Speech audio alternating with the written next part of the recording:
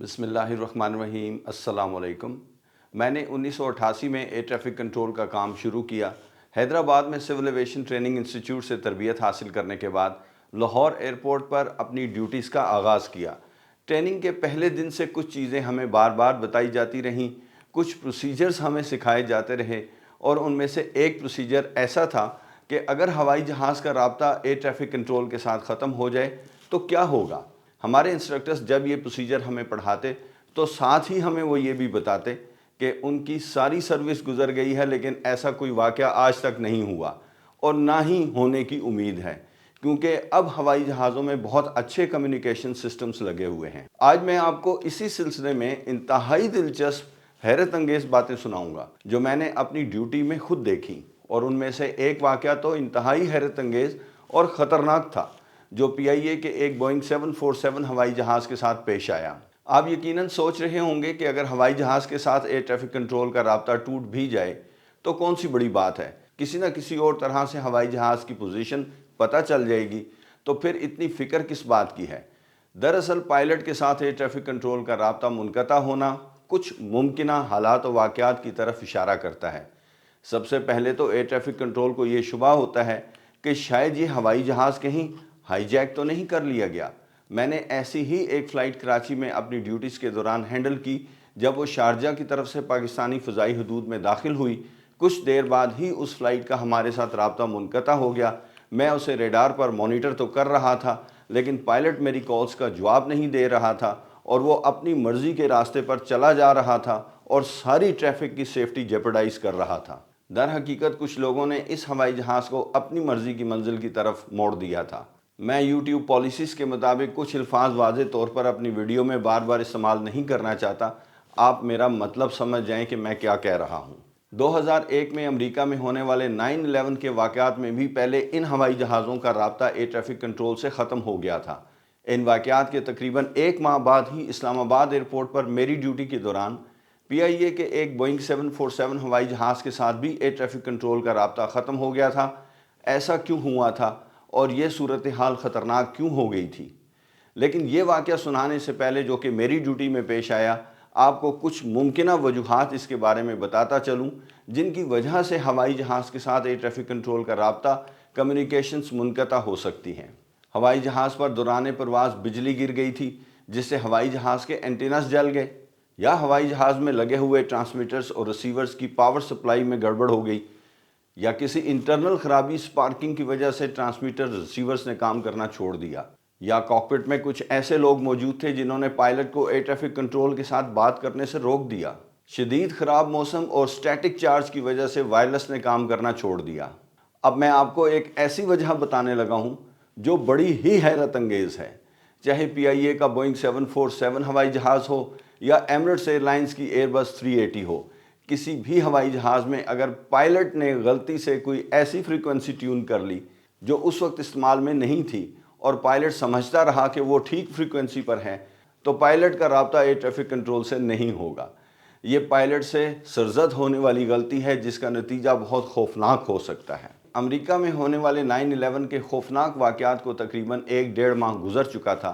میں اسلام آباد کے پرانے ایئرپورٹ پر ریڈار کنٹرولر کی ڈیوٹی کر رہا تھا۔ پی آئی اے کا ایک بوئنگ 747 ہوائی جہاز کراچی سے اسلام آباد لینڈ کرنے کے لیے آ رہا تھا۔ جب یہ فلائٹ جہلم کے پاس پہنچی تو میں نے اسے دائیں ہاتھ کی طرف موڑ دیا تاکہ وہ اسلام آباد ایئرپورٹ پر لینڈ کرنے کی پوزیشن تک پہنچ سکے، جہاں میں نے اسے واپس اسلام آباد کی طرف موڑ کر لینڈنگ کے لیے ILS انسٹرومنٹ لینڈنگ سسٹم پر کلیئر کر دینا تھا۔ قوانین کے مطابق اس ہوائی جہاز نے 3900 فٹ تک ڈسینڈ کیا اور پھر یہ بلندی برقرار رکھی۔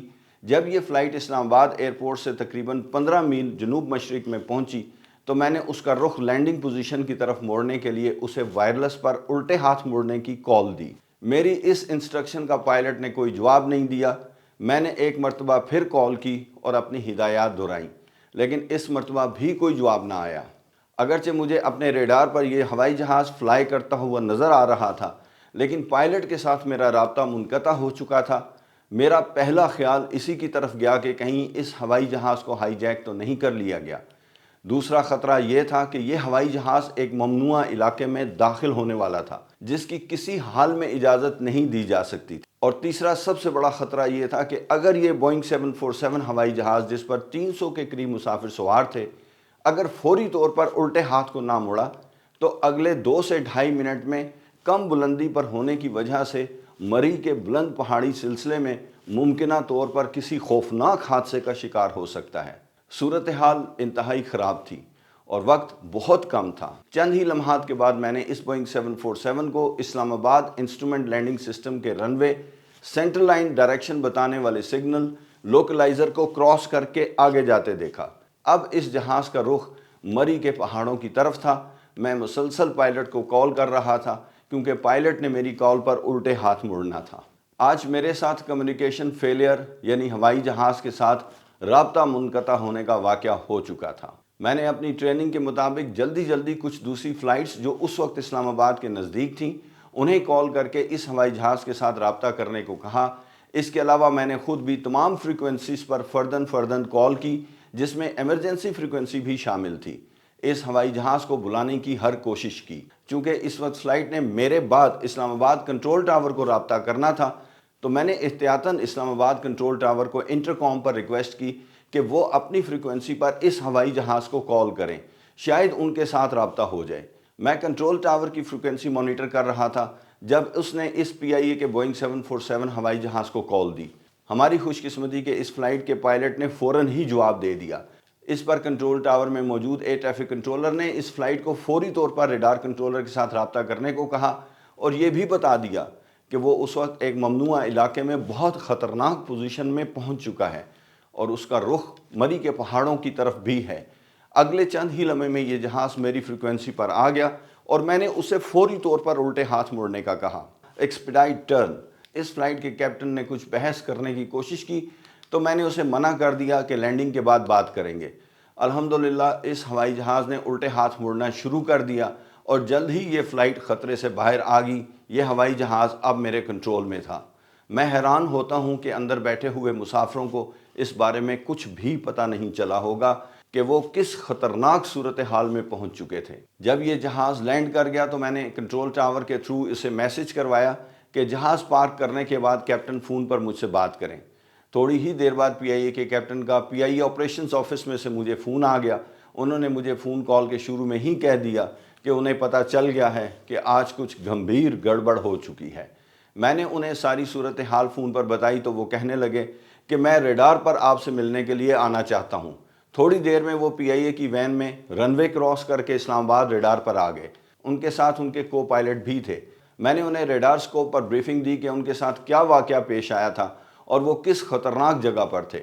میں نے انہیں کہا کہ ہمارے ذہن میں بہت سے خدشات پیدا ہوئے تھے جن میں سے ایک یہ بھی تھا کہ شاید اس فلائٹ کو کسی نے غیر قانونی طور پر اپنے کنٹرول میں لے لیا ہے اور وہ آپ کو ہمارے ساتھ بات کرنے کی اجازت نہیں دے رہے ہیں، حالات و واقعات کے مطابق جو ان دنوں میں چل رہے تھے۔ میں نے انہیں مری کے پہاڑوں کے بارے میں بھی بتایا کہ کس طرح آپ انتہائی خطرناک صورتحال میں پہنچ چکے تھے۔ اس پر اس بوئنگ 747 ہوائی جہاز کے کیپٹن نے مجھے وہی بات بتائی جو اوپر میں آپ کو بتا چکا ہوں کہ کو پائلٹ نے آپریشن سے بات کرنے کے لیے فریکوینسی چینج کی اور پھر غلطی سے واپس آپ کی بجائے کنٹرول ٹاور کی فریکوینسی ٹیون کر دی، یعنی سلیکٹر نوب غلط فریکوینسی پر چھوڑ دی۔ دنیا جہان کے ایکوپمنٹ، ٹریننگز اور ہوائی جہاز میں موجود بہترین سسٹمز سارے دھرے کے دھرے رہ گئے اور ایک چھوٹی سی غلطی نے اس ہوائی جہاز کو اتنی خطرناک صورتحال میں پہنچا دیا۔ کیپٹن کہنے لگے کہ میں کو پائلٹ کو کہہ رہا تھا کہ یار بڑی خاموشی ہے، کوئی آواز سنائی نہیں دے رہی، جس پر کو پائلٹ نے کہا کہ سر ابھی کال آ جائے گی، لیکن آپ کی بجائے جب کنٹرول ٹاور سے کنٹرولر نے ہمیں کال کیا تو میں نے اسی وقت اپنے کو پائلٹ کو کہہ دیا کہ آج مارے گے۔ کیپٹن نے مجھے یہ بھی بتایا کہ عین اس وقت جب ہم رن وے سینٹرل لائن ڈائریکشن دکھانے والے سگنل لوکلائزر کے قریب پہنچے تو ان کا یہ سسٹم خراب ہو گیا جس کا انہیں علم نہیں ہوا اور ہوائی جہاز اس سگنل کو کراس کر گیا اور آگے چلا گیا۔ اگر یہ سسٹم ٹھیک رہتا تو پائلٹ ہر حال میں اس سگنل کو کراس کرنے سے پہلے کنٹرولر کو بتاتا کہ وہ اب اس کے نزدیک پہنچ چکے ہیں اور انہیں الٹے ہاتھ مڑنے کی فوراً اجازت دی جائے۔ میں نے اپنے پورے ایئر ٹریفک کنٹرول کیریئر میں دیکھا ہے کہ جب کوئی گھمبیر گڑبڑ ہونی ہوتی ہے تو بہت سارے چھوٹے چھوٹے واقعات آپس میں اکٹھے ہو جاتے ہیں اور پھر نتیجہ کسی بڑے واقعے یا حادثے کی صورت میں نکلتا ہے۔ آج بھی کچھ ایسا ہی ہوا تھا۔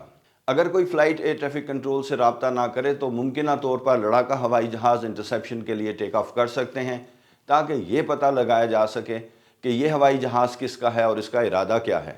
اب جدید ہوائی جہازوں میں لگے ہوئے سسٹمز کی بنا پر کمیونیکیشن فیلئر کے امکانات تو بہت کم ہو گئے ہیں، لیکن آج بھی اگر کسی پائلٹ نے غلط فریکوینسی ٹیون کر لی، ہیڈ سیٹ نہ لگایا یا ہیڈ فون تو لگایا لیکن اس کی تار نیچے سے نکلی ہوئی تھی، تو ایئر ٹریفک کنٹرولر کے ساتھ رابطہ نہیں ہو سکے گا۔